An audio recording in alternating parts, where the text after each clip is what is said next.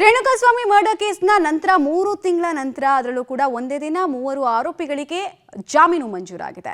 ಜಾಮೀನಿನ ಷರತ್ತುಗಳು ಏನು, ಜೊತೆಗೆ 3 ಜನ ಆರೋಪಿಗಳಿಗೆ ಯಾವ ಬೇಸಿಸ್ ಮೇಲೆ ಜಾಮೀನು ಮಂಜೂರಾಯಿತು ಅನ್ನೋದರ ಡೀಟೇಲ್ಸ್ ಅನ್ನು ನೋಡೋದ್ರ ಜೊತೆಗೆ ದರ್ಶನ್ ಹಾಗೂ ಪವಿತ್ರ ಗೌಡಗೆ ಸದ್ಯಕ್ಕೆ ರಿಲೀಫ್ ಇಲ್ಲ. ಯಾಕೆ ಅನ್ನೋದರ ಡೀಟೇಲ್ಸ್ ಕೂಡ ನೋಡ್ಕೊಂಡು ಬರೋಣ ಬನ್ನಿ.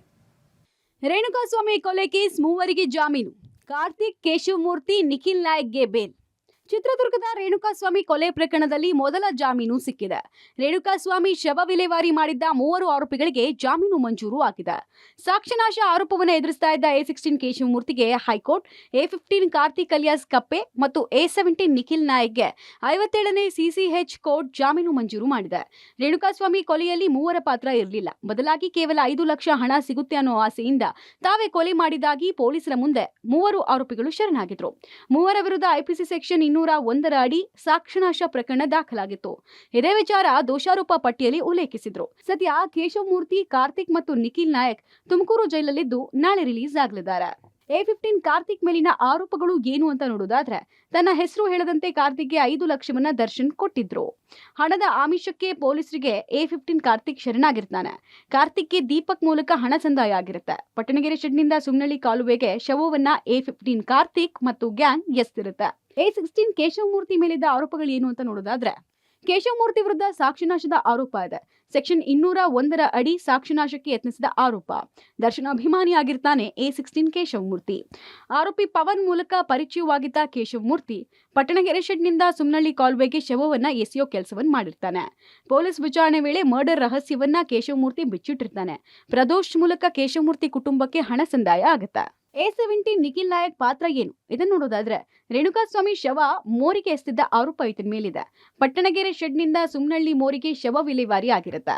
ಸ್ವಾಮಿ ಕೊಲೆ ಬಳಿಕ ನಿಖಿಲ್ ನನ್ನ ಶೆಡ್ ಬಳಿ ಪವನ್ ಕರೆಸ್ಕೊಂಡಿರ್ತಾನೆ. 5 ಲಕ್ಷ ಆಮಿಷವೊಡ್ಡಿ ಪೊಲೀಸರಿಗೆ ಶರಣಾಗುವಂತೆ ದರ್ಶನ್ ಸೂಚಿಸಿದ್ನಂತೆ. ಮೃತದೇಹ ಸಾಗಿಸಿದ ಬಳಿಕ ಪೊಲೀಸರಿಗೆ ನಿಖಿಲ್ ನಾಯಕ್ ಕೂಡ ಶರಣಾಗಿರ್ತಾನೆ. ರೇಣುಕಾಸ್ವಾಮಿ ಹತ್ಯೆ ಪ್ರಕರಣ ದರ್ಶನ್ಗಿಲ್ಲ ರಿಲೀಫ್. ದರ್ಶನ್ ಜಾಮೀನು ಅರ್ಜಿ ಸೆಪ್ಟೆಂಬರ್ 27ಕ್ಕೆ ಮುಂದೂಡಿಕೆ. A1 ಪವಿತ್ರ ಗೌಡ ಜಾಮೀನು ಅರ್ಜಿ ಸೆಪ್ಟೆಂಬರ್ 25ಕ್ಕೆ ಮುಂದೂಡಿಕೆ. ದೋಷಾರೋಪಣಾ ಪಟ್ಟಿಯಲ್ಲಿನ ಕೆಲವೊಂದಷ್ಟು ಅಂಶಗಳಿಗೆ ನಾವು ಮಾನ್ಯ ಗೌರವಾನ್ವಿತ ನ್ಯಾಯಾಧೀಶರನ್ನ ಗಮನವನ್ನ ಸೆಳೆದಿದ್ವಿ. ಮೇಲ್ನೋಟಕ್ಕೆ 16ನೇ ಆರೋಪಿ ಕೇಶವಮೂರ್ತಿ ಈತನ ವಿರುದ್ಧ ಜಾಮೀನಿಯ ಅಪರಾಧಗಳು ಕಂಡು ಬರ್ತಿವೆ. ಹಾಗೂ ದೋಷಾರೋಪಣಾ ಪಟ್ಟಿಯಲ್ಲೇ ಕೂಡ ಈತನ ವಿರುದ್ಧ ಕೊಲೆ ಮತ್ತು ಅಪಹರಣದ ಪ್ರಕರಣಗಳು ಕಂಡು ಬಂದಿರೋದಿಲ್ಲ ಎನ್ನುವುದು ನಮ್ಮ ವಾದ ಆಗಿರ್ತದೆ. ಅದನ್ನ ಗೌರವಾನ್ವಿತ ನ್ಯಾಯಾಧೀಶರಿಗೂ ಕೂಡ ನಾವು ಮನವರಿಕೆ ಮಾಡ್ಕೊಂಡು ಕೊಟ್ಟಿರ್ತೀವಿ. ಹಾಗಾಗಿ ಷರತ್ತುಬದ್ಧ ಜಾಮೀನನ್ನ ಮಾನ್ಯ ಉಚ್ಚ ನ್ಯಾಯಾಲಯ ಮಂಜೂರು ಮಾಡಿದೆ. ರೇಣುಕಾಸ್ವಾಮಿ ಕೊಲೆ ಪ್ರಕರಣದಲ್ಲಿ ದರ್ಶನ್ಗೆ ಸದ್ಯಕ್ಕೆ ರಿಲೀಫ್ ಇಲ್ಲ. ದರ್ಶನ್ ಸಲ್ಲಿಸಿದ್ದ ಜಾಮೀನು ಅರ್ಜಿ ವಿಚಾರಣೆಯನ್ನ ಸೆಪ್ಟೆಂಬರ್ 27ಕ್ಕೆ CCH ಕೋರ್ಟ್ ಮುಂದೂಡಿದೆ. SPP ಆಕ್ಷೇಪಣೆ ಸಲ್ಲಿಸೋಕೆ ಕಾಲಾವಕಾಶ ಕೇಳಿದ ಹಿನ್ನೆಲೆಯಲ್ಲಿ ಜಾಮೀನು ಅರ್ಜಿಯನ್ನ ಮುಂದೂಡಿಕೆ ಮಾಡಿದೆ. ಇನ್ನು A1 ಆರೋಪಿ ಪವಿತ್ರ ಗೌಡ ಜಾಮೀನು ಅರ್ಜಿಯನ್ನ ಕೂಡ ಸೆಪ್ಟೆಂಬರ್ 25ಕ್ಕೆ ಮುಂದೂಡಿಕೆ ಮಾಡಿ CCH ಕೋರ್ಟ್ ಆದೇಶ ಕೊಟ್ಟಿದೆ. ಬೇಲ್ ಸಿಗುತ್ತೆ ಅನ್ನೋ ನಿರೀಕ್ಷೆಯಲ್ಲಿದ್ದ ದರ್ಶನ್ಗೆ ನಿರಾಸೆ ಉಂಟಾಗಿದೆ.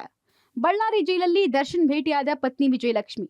3ರಿಗೆ ಜಾಮೀನು ಸಿಕ್ಕಿದ ಬಗ್ಗೆ ಸುದ್ದಿ ಮುಟ್ಟಿಸಿದ ಪತ್ನಿ. ಬಳ್ಳಾರಿ ಜೈಲಲ್ಲಿ ದರ್ಶನ್ನ ಪತ್ನಿ ವಿಜಯಲಕ್ಷ್ಮಿ ಭೇಟಿಯಾಗಿದ್ದಾರೆ. ರೇಣುಕಾಸ್ವಾಮಿ ಮರ್ಡರ್ ಪ್ರಕರಣದ A15, A16 ಮತ್ತು A17ಗೆ ಜಾಮೀನು ಸಿಕ್ಕ ಬಗ್ಗೆ ದರ್ಶನ್ಗೆ ವಿಜಯಲಕ್ಷ್ಮಿ ಮಾಹಿತಿ ಕೊಟ್ಟಿದ್ದಾರೆ. ಆಪ್ತರಿಗೆ ಜಾಮೀನು ಸಿಕ್ಕ ಸುದ್ದಿ ಕೇಳಿ ದರ್ಶನ್ ಖುಷಿಯಾಗಿದ್ದಾರೆ ಎನ್ನಲಾಗಿದೆ. ಇನ್ನು ಇದೇ ವೇಳೆ ದರ್ಶನ್ ಬೇಲ್ ರಿಜೆಕ್ಟ್ ಆಗಿರೋದ್ರಿಂದ ಪತ್ನಿ ಧೈರ್ಯ ತುಂಬಿದ್ದಾರೆ. ನಿಮಗೂ ಜಾಮೀನು ಸಿಗುತ್ತೆ, ಡೋಂಟ್ ವರಿ ಅನ್ನೋ ವಿಶ್ವಾಸದ ಮಾತುಗಳನ್ನಾಡಿದಾರಂತೆ. News desk, public TV.